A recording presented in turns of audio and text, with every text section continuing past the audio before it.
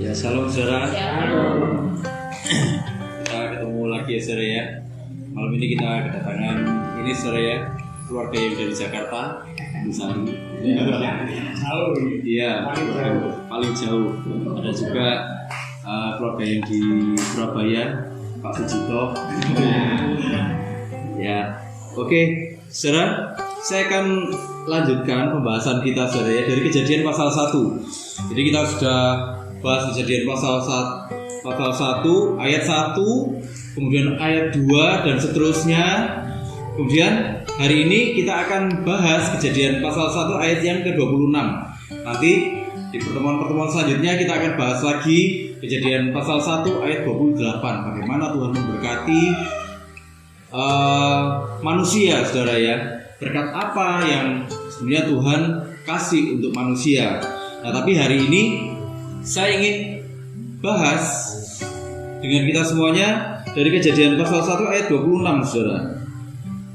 Oke, kalau saya dapat saya akan bacakan untuk kita semuanya saudara. Kejadian pasal 1 ayat 26. Berfirmanlah Allah, baiklah kita menjadikan manusia menurut gambar dan rupa kita, supaya mereka berkuasa atas ikan-ikan di laut dan burung-burung di udara dan atas ternak dan atas seluruh bumi dan atas segala binatang melata yang merayap di bumi. Saya akan lanjut di ayat 27 saja. Maka Allah menciptakan manusia itu menurut gambarnya, menurut gambar Allah diciptakannya dia, laki-laki dan perempuan diciptakannya mereka. Nah, jadi saudara, manusia ini diciptakan di saat-saat terakhir ya. Waktu semuanya sudah komplit,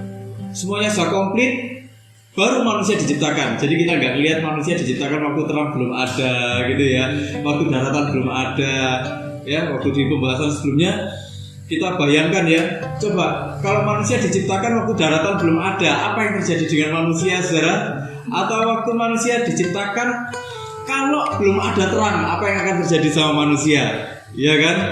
Jadi belum ada apa-apa, masih kosongan ini. Manusia sudah diciptakan lebih dulu.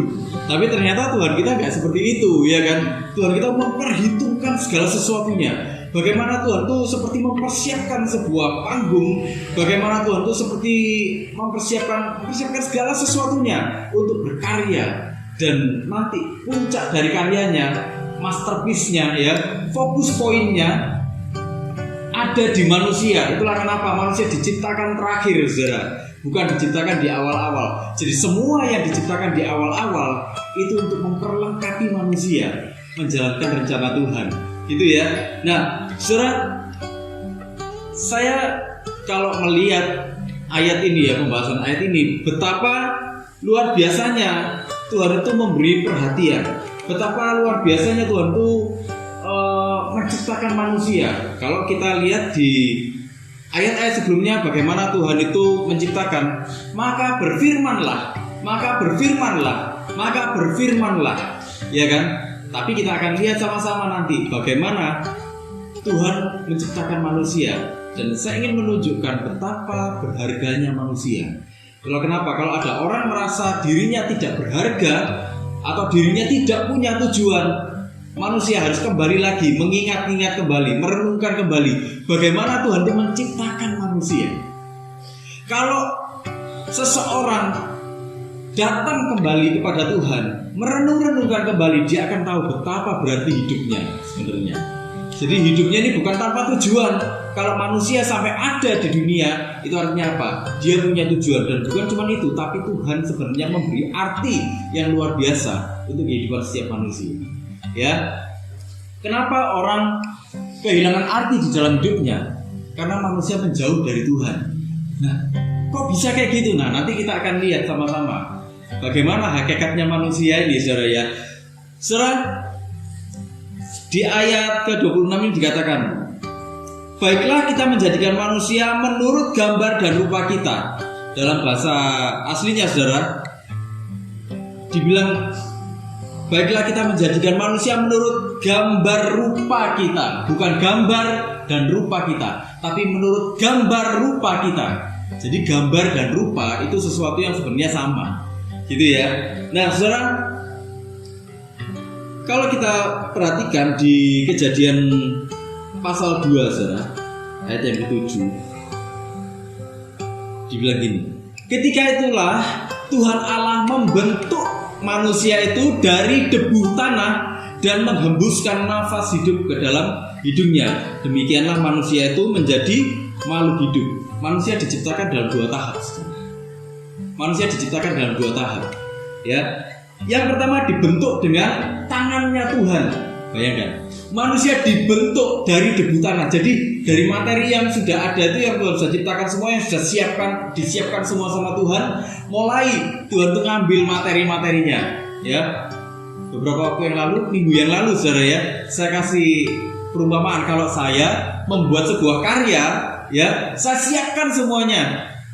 Saya siapkan semuanya, materinya semua saya siapkan. Begitu sampai ke titik saya mau membuat karya itu, saudara ya, mulailah karyanya dikeluarkan ya.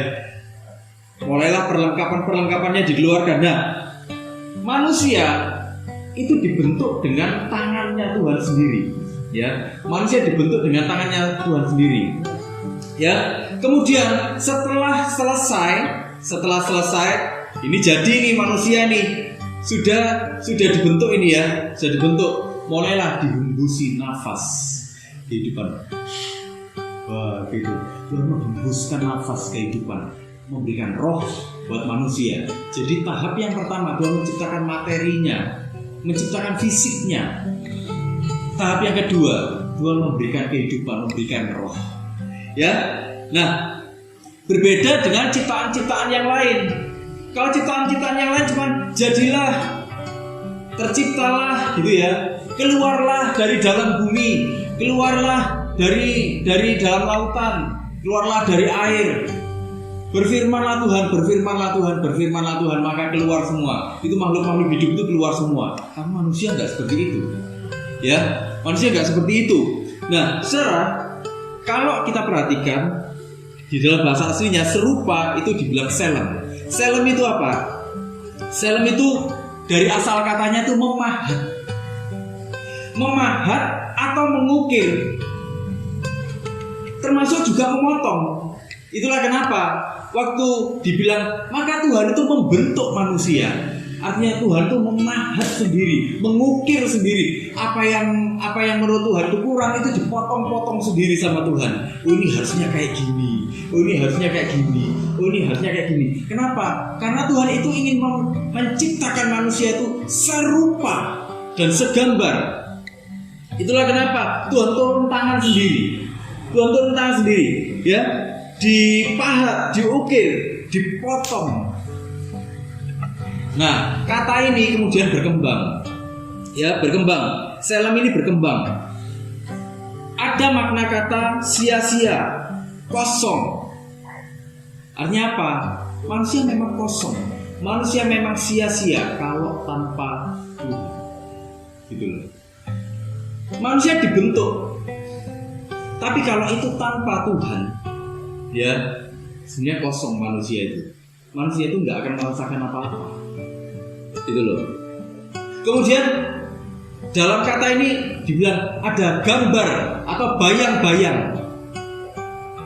Jadi manusia itu bayang-bayangnya Tuhan, dibilang. Waktu dibilang maka baiklah kita menciptakan manusia itu serupanya supaya dia. Jadi ayo kita pahat manusia, kita ukir manusia, pokoknya kita bentuk dia supaya apa? Supaya dia jadi bayang-bayang kita, supaya dia jadi representasinya kita, supaya dia tuh menunjukkan kita, mewakili kita, gitu. Saudara, ini ada bayang-bayang. Nah, coba saudara lihat di sini ya. Nah, ini ada bayang-bayang ya, saudara. Ada bayang-bayang di bawah saya ini. Saudara, kalau saya tarik tangan saya, bayang-bayangnya ikut nggak, saudara? Ikut ya. Ada nggak kalau saya gini, bayang-bayangnya nggak ikut? Horor ya, saudara ya. Ada apa ini dengan bayang-bayang yang nggak mau ngikut ini? Nah, itulah yang dimaksud dengan selem. Jadi karena dia dibentuk sendiri sama Tuhan, karena dia dipahat, diukir sendiri, Tuhan ingin pahatannya ini, karyanya ini mewakili Tuhan. Karyanya itu menunjukkan siapa Tuhan. Karyanya itu jadi seperti bayang-bayangnya Tuhan. Jadi kalau Tuhan melakukan apa, bayang-bayangnya juga akan melakukan apa. Gitu loh saudara. Jadi manusia itu nggak diciptakan untuk kebebasan yang total. Maksudnya bebas liar. Enggak seperti itu saudara.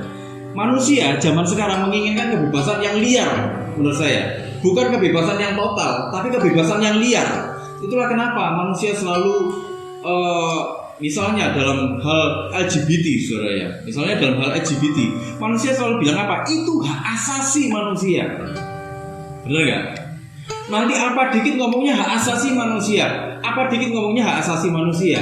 Manusia harus tahu bahwa hak asasi manusia artinya manusia kembali kepada kodratnya. Bukan manusia melakukan apapun yang dia mau. Manusia harus kembali kepada kodratnya. Kodratnya apa? Nah, seperti bayang-bayang ini saudara. Kalau saya ke kanan, bayang-bayangnya ikut nggak? Ikut semua ya. Kalau saya tarik, saya ganti ke sini, ikut ya saudara ya. Seperti itulah manusia seharusnya. Seperti itulah seharusnya manusia yang diciptakan Tuhan.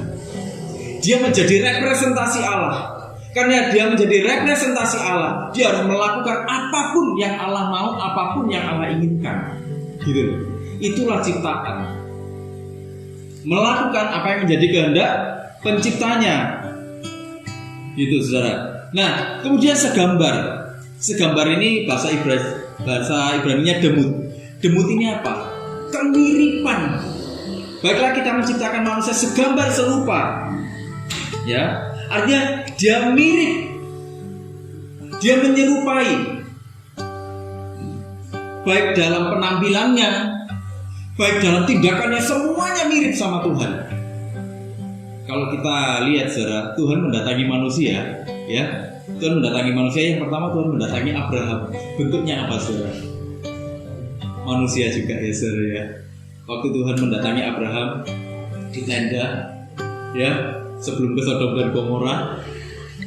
Kemudian yang kedua, waktu Tuhan turun ke dunia, datang ke dunia untuk menyelamatkan manusia, dia menjadi manusia, lahir dari Maria. Ya. Nah, saudara, manusia yang dibilang gini, segambar, serupa, segambar, mirip, menyerupai. Baik dalam tindakannya, baik dalam penampilannya.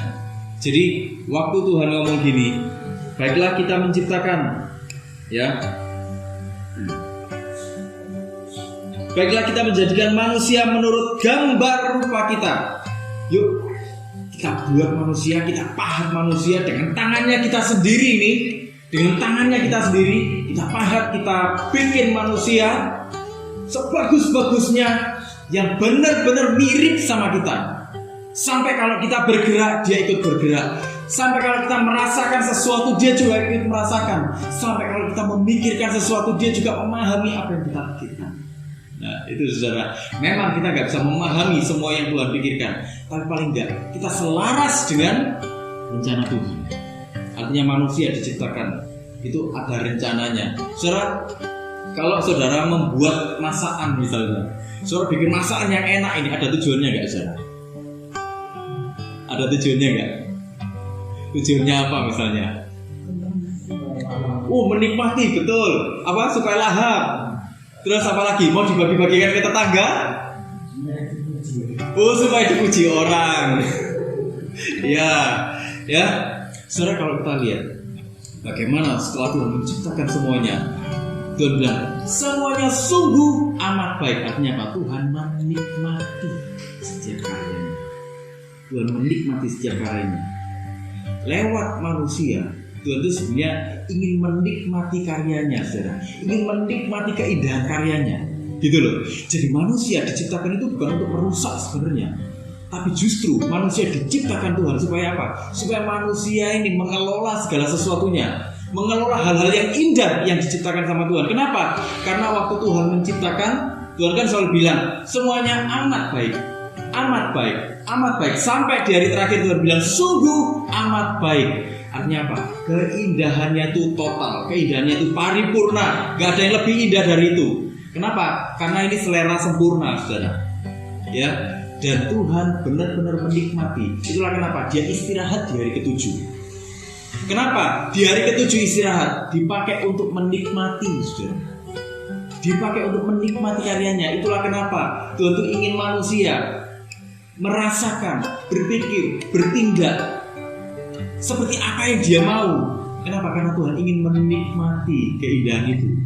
Kalau Tuhan menikmati keindahan itu, manusia ikut menikmati nggak? Ikut menikmati sebenarnya. Kalau kita lihat di Taman Eden, saudara, manusia diciptakan, ditaruh sama Tuhan di Taman Eden.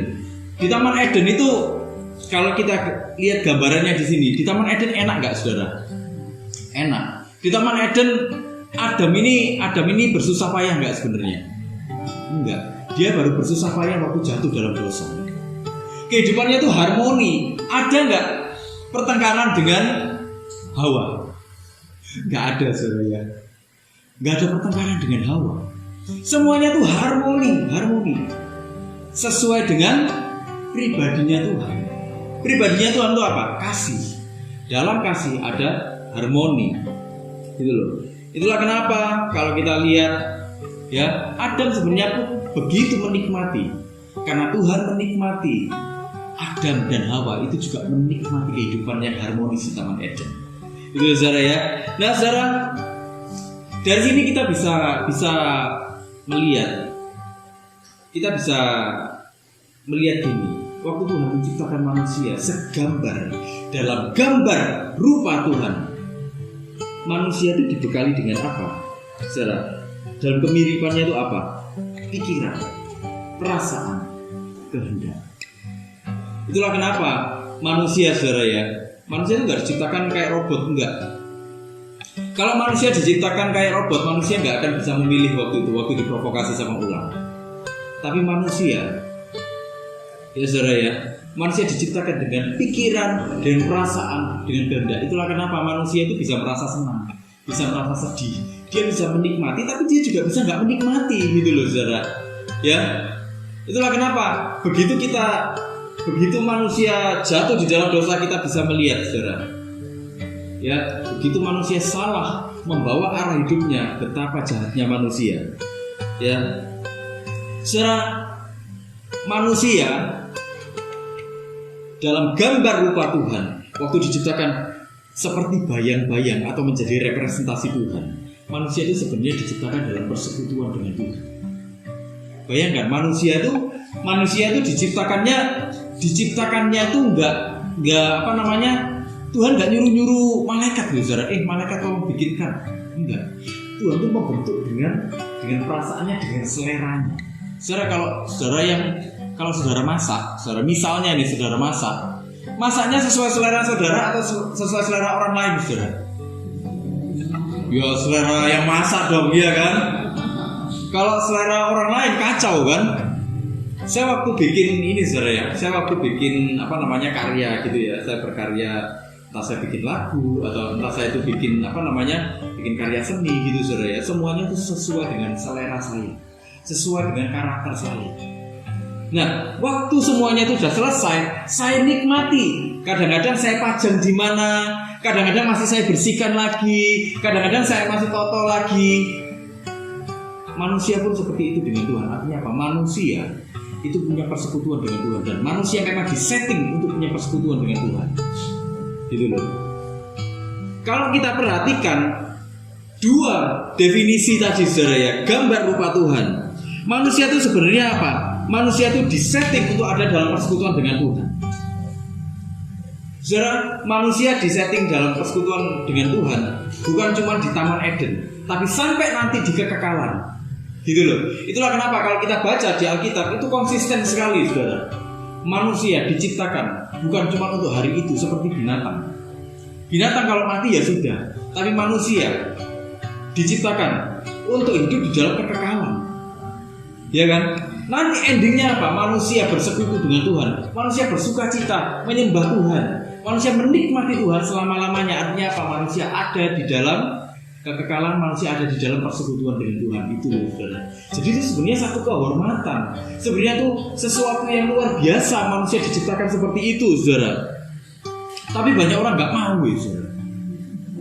Ya, manusia kalau diajak berdoa mau nggak, saudara? Nggak mau ya, malas ya. Nah, mau kalau ada maunya. Nah, saya sering tanya gini, saudara, siapa ini kadang-kadang saya tanya saudara, siapa yang mau datang ke KKR? Mau semua saudara, siapa yang mau datang ke doa malam? Dikit saudara.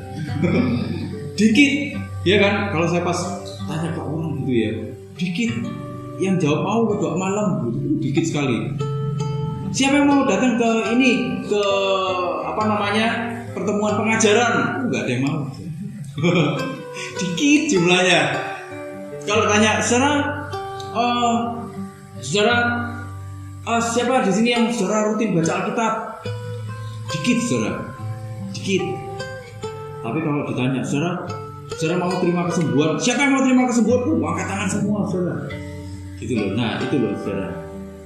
Sebenarnya gini, manusia enggan bersekutu dengan Tuhan. Gitu loh. Tapi itulah naturnya dosa. Naturnya dosa itu menjauh dari Tuhan. Ya, kalau nggak Tuhan yang datang dan berinisiatif menangkap manusia kembali kepada Tuhan, manusia nggak akan pernah kembali kepada Tuhan. Manusia akan tetap menikmati dosanya. Ya, tapi bukan berarti kita nggak menginjil loh, saudara. Tetap kita harus menginjil, mewartakan Tuhan, ya. Nah, saudara, manusia diciptakan dengan kemiripan dengan Tuhan, tapi manusia itu terbatas. Artinya apa? Manusia bukan ilahi loh, saudara. Saudara, di Mazmur 8, ya, saya ingin bacakan untuk kita semua, saudara, ya. Di Mazmur 8 dikatakan gini, di ayat ke-6, namun engkau telah membuatnya hampir sama seperti Allah. Saudara, hampir sama. Kalau hampir sama, itu sama plek, identik, atau ada perbedaannya, saudara? Ada bedanya. Manusia sekalipun diciptakan dengan kemiripan dengan Tuhan, tapi manusia itu tetap berbeda dengan Tuhan. Berbeda kualitasnya. Saya mau tanya, saudara, di sini ada yang tahu besok ada kejadian apa? Gak ada yang tahu? Gak ada yang tahu ya, saudara, ya. Saudara, ada yang tahu, saudara, tahun depan siapa yang jadi presiden? Gak ada yang tahu ya, saudara, ya. Gak ada yang tahu, semua cuma bisa prediksi, ya kan? Semua cuma bisa prediksi. Nah, sisi kemahatauan Tuhan di dalam manusia itu cuma sebatas prediksi. Artinya apa? Manusia diberi hikmat untuk memperkirakan loh, saudara, ya. Memperkirakan. Jadi kira-kira ya kalau melihat trennya kayak gini, ya mungkin tahun depan akan terjadi seperti ini, gitu loh, ya. Itulah perbedaan kualitas antara manusia dengan Tuhan. Kita pernah bahas, saudara, ya, bahwa manusia itu pengetahuannya berkembang kayak gini. Saudara, kita semua nggak ada ya yang waktu lahir langsung bisa baca. Ya, nggak ada ya.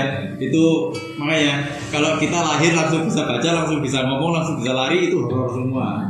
Ya, itu horor gitu. Ini itulah perbedaannya manusia dengan Tuhan. Tuhan nggak seperti itu. Tuhan itu pengetahuannya utuh, langsung tahu. Langsung pengetahuannya ini nggak bertambah-tambah. Tuhan nggak perlu belajar. Kenapa? Karena dia sudah tahu semuanya. Itulah kemahtahuannya Tuhan. Tapi kalau kita harus belajar, ya kan? Dulu dari PAUD, TK, SD, SMP, SMA, S1, S2, mungkin S3, mungkin ada yang masih belajar lagi, saudara. S3-nya ditambahi es lilin, es teler, saudara, ya. Gitu. Ada yang kayak gitu.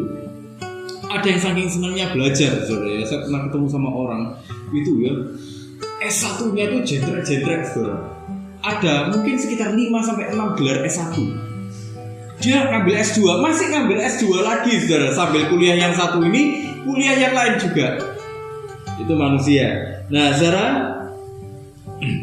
itulah kenapa, saudara?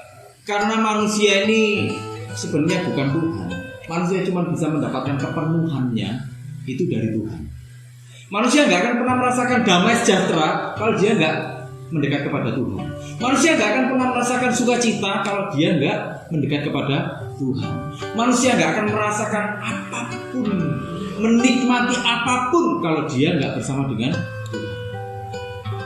Saudara, kita semua pernah ada dalam pergumulan, ya, saudara, ya. Enak nggak ada dalam pergumulan, saudara? Enak gak, saudara? Ada dalam pergumulan gak enak, ya, saudara, ya. Sumpek, ya. rasanya tuh kepingin ngamuk ya saudara ya. Atau rasanya bukan cuma pingin ngamuk, kita tuh kadang-kadang kepingin teriak-teriak loh saudara. Kamu ya, gitu, yang bikin gara-gara sama kita, rasanya kayak gitu, ya.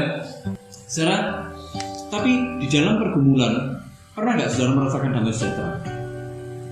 Jadi memang seharusnya kita ini ngamuk, tapi kita ini kok ya tetap bisa merasakan ketenangan ya. Kenapa ya? Kita seharusnya panik, tapi kita kok tetap bisa merasakan ketenangan.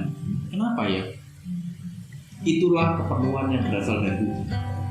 Itu deh. Kenapa? Karena kita bersekutu dengan Tuhan, kita bisa menikmati apapun, sekalipun kondisinya tidak sesuai dengan ekspektasi kita. Sekalipun kondisinya itu menurut kita itu kondisi yang wah itu nggak enak sebenarnya. Menurut orang mungkin kita sial, saudara. Tapi kita tetap bisa menikmati hal-hal yang baik di dalam kondisi itu. Kenapa? Karena ada kepenuhan Tuhan di dalam hidup kita. Itulah kenapa damai sejahteranya mengalir dari dalam keluar. Itulah kenapa damai sejahtera kita nggak tergantung dari apa yang terjadi di luar. Kenapa? Karena kalau tergantung dari apa yang terjadi di luar, seharusnya kita ini sudah mengutuki Tuhan tiap hari. Bahkan mungkin kita mengutuki hidup kita tiap hari, tapi kita nggak melakukan itu.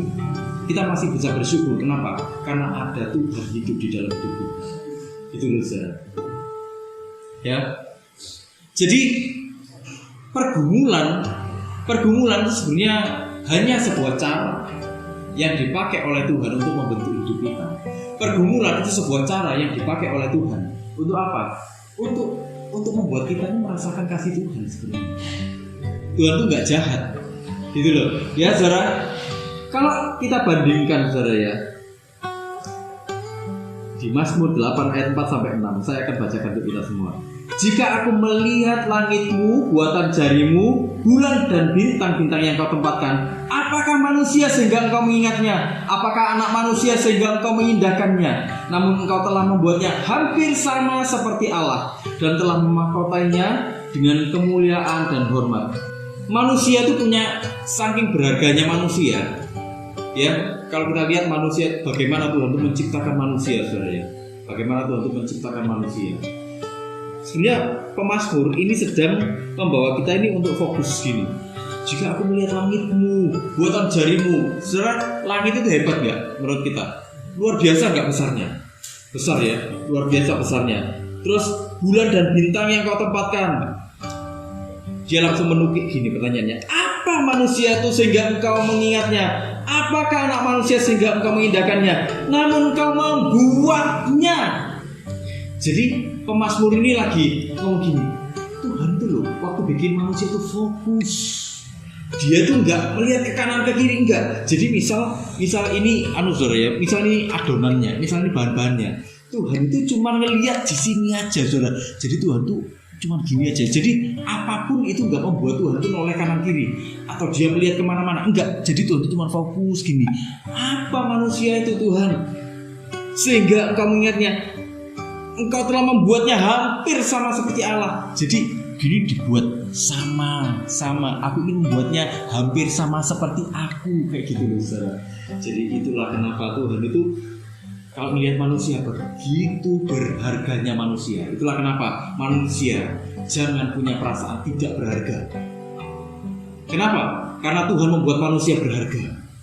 Manusia itu punya 3 kedudukan, saudara. Kalau kita lihat di Mazmur 8 ayat 4 sampai 6 ini. Apa? Pertama, memiliki hubungan dengan Allah, itu hak istimewa. Yang kedua, punya martabat yang luar biasa manusia itu. Jadi, apapun status ekonominya, kita punya martabat yang luar biasa, saudara.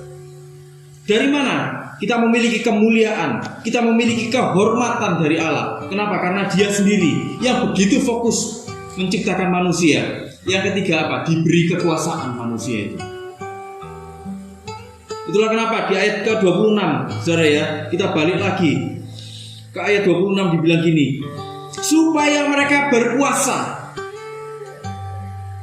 Supaya mereka berkuasa.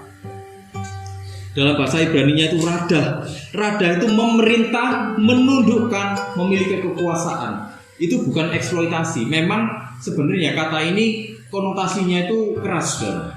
Dia punya konotasi menginjak. Kata ini menginjak. Jadi bukan menginjak, supaya mereka menginjak, gitu ya. Konotasinya keras, tapi sebenarnya yang dimaksud di sini supaya ada pemerintahan Allah di bumi, supaya lewat manusia ini loh, supaya lewat kamu semua, Tuhan bilang ada kerajaan Allah itu nyata di bumi ini, gitu saudara. Supaya kamu semua menjadi representasi, menjadi perwakilannya Allah, dan lewat hidupmu kasih Allah itu dinyatakan luar biasa, gitu. Manusia diciptakan untuk memuliakan Allah, dan dengan demikian dia menggenapi apa yang Allah rencanakan atas manusia. Apa? Hidup dalam keserupaan dengan Allah, kemudian berdampak. Manusia itu untuk berkuasa. Itulah kenapa saudara, manusia diciptakan di hari terakhir. Kalau di hari pertama apa yang mau dia kuasai? Gak ada kan? Waktu Tuhan memerintahkan manusia itu objeknya jelas semua, targetnya jelas semua. Itulah kenapa manusia itu punya tujuan di dalam hidupnya. Gak ada manusia yang gak punya tujuan. Kalau manusia bingung tujuan hidupnya, manusia harus kembali lagi kepada Tuhan. Tuhan, apa tujuan hidup? Saudara, saya pernah ditanya sama satu orang. Dia waktu kita diskusi, dia tuh katanya sudah cari kemana-mana, saudara. Tujuan hidupnya kok gak nemu-nemu gitu loh. Terus waktu itu diskusi sama saya, dia tanya, "Kok menurutmu tujuan hidupnya manusia itu apa sih?" Gitu. Jujur aku bingung tujuan hidupnya apa. Umurnya dia sudah hampir 40-an, saudara. Gitu ya, dan masih belum ngerti tujuan hidupnya apa. Saya bilang gini, kalau kamu mau tahu tujuan hidupmu, kembali lagi ke apa yang Tuhan bilang. Tujuan hidupnya manusia satu, memuliakan Tuhan.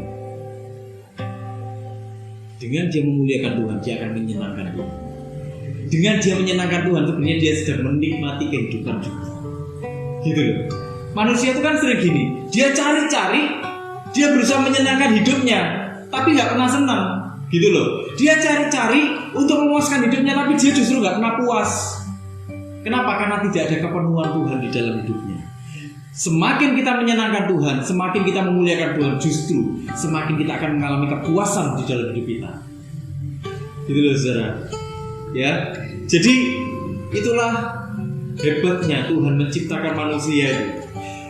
Hebatnya, dahsyatnya Tuhan itu menciptakan manusia sampai sebegitunya loh saudara. Dirancang manusia itu supaya apa? Supaya manusia itu gak cuma manusia itu bekerja memuliakan Tuhan, enggak, tapi supaya manusia itu ikut menikmati semuanya itu. Gitu loh saudara. Kalau manusia cuma bekerja tanpa dia bisa menikmati, sebenarnya manusia itu lagi terasing. Gitu loh. Manusia terasing, dia bekerja tapi dia gak menikmati. Dia cuma bekerja seperti robot tapi dia nggak bisa menikmati. Itu namanya terasing, gitu loh. Dan Tuhan nggak inginkan itu terjadi sama manusia. Waktu kamu memuliakan aku nak, waktu kamu jadi representasiku nak, waktu kamu jadi bayang-bayangku nak, ya, engkau juga akan menikmatinya nak. Gitu loh. Tuhan tuh lagi ngomong kayak gitu saudara. Jadi saudara, tanamkan di dalam hati kita, hidupku berharga di mata Tuhan. Ya, hidupku bukan gak ada tujuan. Hidupku ada tujuan. Hidupku ada rencana Tuhan. Makin menikmati Tuhan. Dengan makin menikmati Tuhan, justru kita akan makin menikmati kehidupan. Amin saudara. Yuk kita sama-sama berdoa saudara. Dengan kasih sayangmu memberi